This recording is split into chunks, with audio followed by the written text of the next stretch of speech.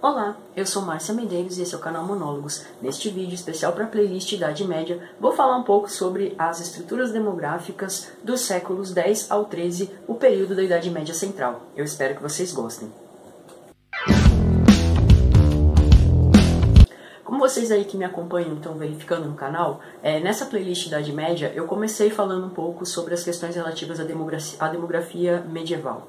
Falei sobre a demografia na Primeira Idade Média, falei sobre a demografia na Alta Idade Média e agora eu vou falar um pouquinho para vocês sobre o período dos séculos 10 ao 13, conhecido como Idade Média Central, um momento em que acontece aí uma recuperação demográfica que já é apontada pelo tímido crescimento populacional que aconteceu no período anterior, o período do Império Carolíngio. Para quem quer saber um pouco mais, assiste o vídeo que antecede a esse e você vai compreender o que é essa lenta recuperação que o Império Carolíngio promoveu em termos de crescimento populacional no período que vai aí dos séculos 8 até o século 10.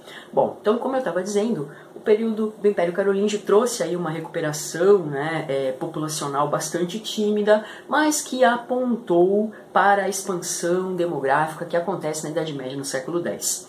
Essa expansão demográfica é perceptível a partir de 5 indícios que eu vou explicar para vocês agora. O primeiro desses indícios é o que a gente chama de movimentos migratórios. Ao contrário do que muita gente pensa, na Idade Média as pessoas se deslocavam sim. Tá? É um período em que você tem menos mobilidade, lógico, né? Por N razões, pelas dificuldades de transporte, né? A gente está falando de um tempo que não tem avião, não tem carro, enfim, as pessoas se deslocam a cavalo ou a pé, né? Mas existe aí um deslocamento que acontece e esse deslocamento ocorre por duas razões. Uma delas são as necessidades agrícolas, buscar novas terras cultiváveis, e a outra são as guerras.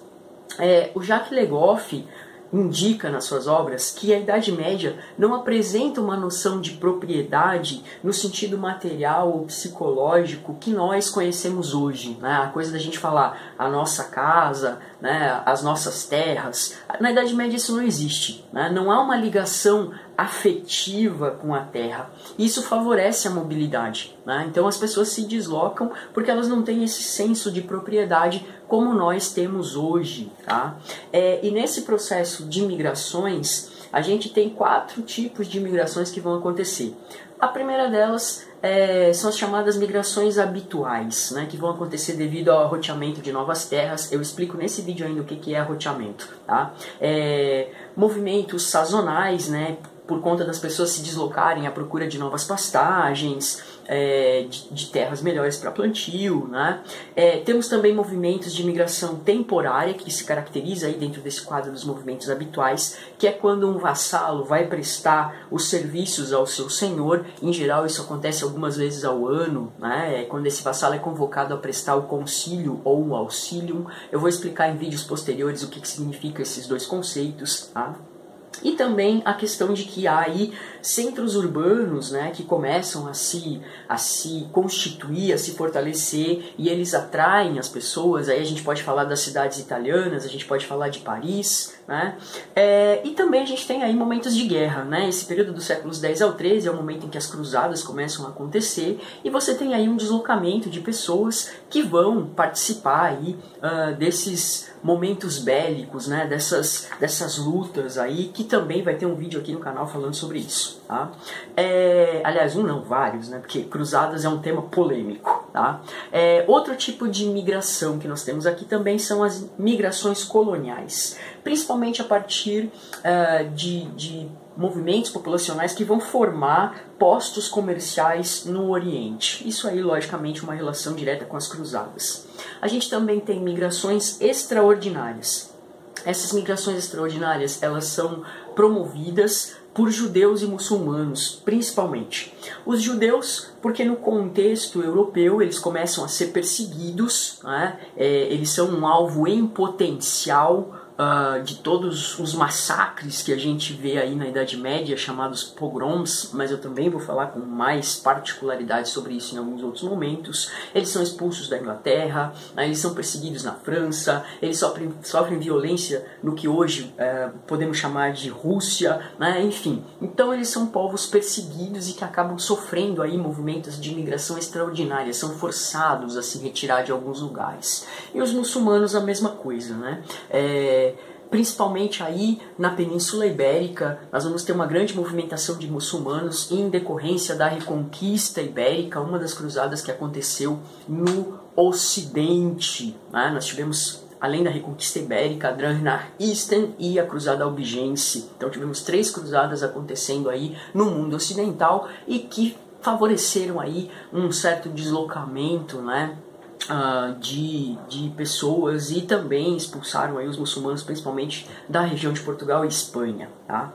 E a gente também tem os chamados movimentos de migração sem instalação, que são movimentos promovidos aí por peregrinos, né, que vão sair de algumas regiões em direção a outras por conta dos santuários. A gente também tem na Península Ibérica um santuário, que é o Santuário de Santiago de Compostela, famoso, né, o Caminho de Compostela, que até hoje muita gente faz. E também tem aí o movimento dos goliardos, que são clérigos muito peculiares e que têm um papel importante na cultura medieval, porque eles são poetas, mas eles não são poetas de poesia cristã, eles são poetas de poesia mundana, poesia inclusive que poderia ser considerada, né, para os padrões da época pornográfica.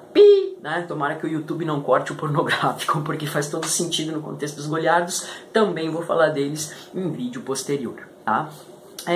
Um outro indício que mostra aí esse crescimento populacional, como eu falei, são os movimentos de arroteamento. Lembra que eu falei que eu ia explicar o que era? Então, o que é esse movimento de arroteamento? É o avanço da fronteira agrícola em direção às florestas e zonas pantanosas. Isso é um indício de que há necessidade de mais terras cultiváveis, e se tem necessidade de mais terras cultiváveis é porque tem mais boca para alimentar, né? Então a gente observa aí que há um crescimento populacional em virtude dessa ampliação da fronteira agrícola que promovia a formação de novas aldeias, que ampliava o direito à cobrança de taxas de banalidade, né? Que é uma coisa importante. Então os próprios senhores incentivavam, né, o surgimento desses novos povoamentos para poder cobrar impostos, né? E isso também é uma coisa que a própria igreja também, né, participa, uma vez que ela tem aí a cobrança do dízimo, né? Então isso é um ponto importante. Esses movimentos de arroteamento eles vão estar relacionados a isso, a esse avanço da fronteira agrícola. Um terceiro indício é o aumento do preço da terra e do trigo. Tá? Veja bem, se há um aumento no preço da terra e no preço do gênero alimentício, isso quer dizer que tem mais procura. Tá? É uma indicação de que existe mais procura, portanto, existem mais pessoas. Tá? Um quarto indício vai estar relacionado ao crescimento da população urbana, graças ao capital demográfico advindo aí da zona rural. Mas é importante frisar que, embora as cidades tenham se tornado nesse momento histórico, né, da Idade Média Central, dos séculos X ao XIII, um local de atração, né, as pessoas se deslocavam mais para as cidades, há que se levar em consideração que o mundo medieval ele permanece essencialmente rural. Isso quer dizer que no século XIII, por exemplo, não mais que 20% da população da Europa Ocidental vive na cidade. Tá? Então a gente tem aí um fortalecimento das cidades nesse contexto, né, o chamado renascimento urbano, mas a cidade ainda não é preponderante em relação ao campo. Tá? E o quinto indício que vai mostrar o crescimento aí da população nesse momento é a transformação da arquitetura religiosa. A gente vai ter uma passagem da arquitetura românica para a arquitetura gótica, né? E a arquitetura gótica ela reflete a necessidade de áreas internas maiores, capazes de abrigar mais fiéis. Então, esses 5 indícios eles apontam para um crescimento populacional, a começar pelos movimentos migratórios, depois o movimento de arroteamento, o aumento do preço da terra e do trigo, o crescimento da população urbana e as transformações da arquitetura religiosa. São os top 5 que mostram aí o crescimento demográfico do século X ao XIII. Mas aí vem a pergunta, por que a população cresceu? Tá? Bom, Motivos pelos quais isso ocorreu. Primeiramente, nesse período histórico a gente tem uma ausência ou então uma diminuição muito grande das epidemias. Você não vai ter mais ondas de malária, de peste assolando a Europa. Tá? A doença que continua aí no cenário, causando uma certa preocupação no mundo europeu, é a lepra. Mas ela tem... ela não é tão mortal, né, quanto a peste, quanto a malária. Aliás, aqui no canal, tá, eu tenho um vídeo na playlist História da Saúde Pública no Brasil que falei especificamente sobre a lepra, e aí dá para entender um pouquinho do motivo pelo qual essa doença não é tão preocupante, vamos dizer assim, né, em termos de saúde, para as pessoas na Idade Média, embora os leprosos tenham aí sido perseguidos, né? Porque a lepra nesse momento histórico ela é vista como uma marca do pecado. Mas enfim, isso é uma outra história para um outro pôr do sol. Assiste lá o vídeo na playlist História da Saúde Pública no Brasil e você vai ver mais sobre o assunto, tá? Uma outra questão que também permite a gente discutir, né, por que a população cresceu nesse momento histórico é o tipo da guerra que acontecia no período, tá? As guerras medievais que vão acontecer aí do período dos séculos X ao XIII, elas envolvem um grupo pequeno de guerreiros de elite, né, os chamados cavaleiros. E essas batalhas que se desenrolam entre esses grupos de guerreiros de elite, elas são batalhas locais. O raio de ação dessas batalhas ele é muito reduzido, tá? E isso por duas razões. Primeiro, porque é muito difícil deslocar essas tropas, né? E segundo, alimentar essas tropas também é muito difícil, né? Então a gente tem aí uma guerra que acontece com soldados especializados, né?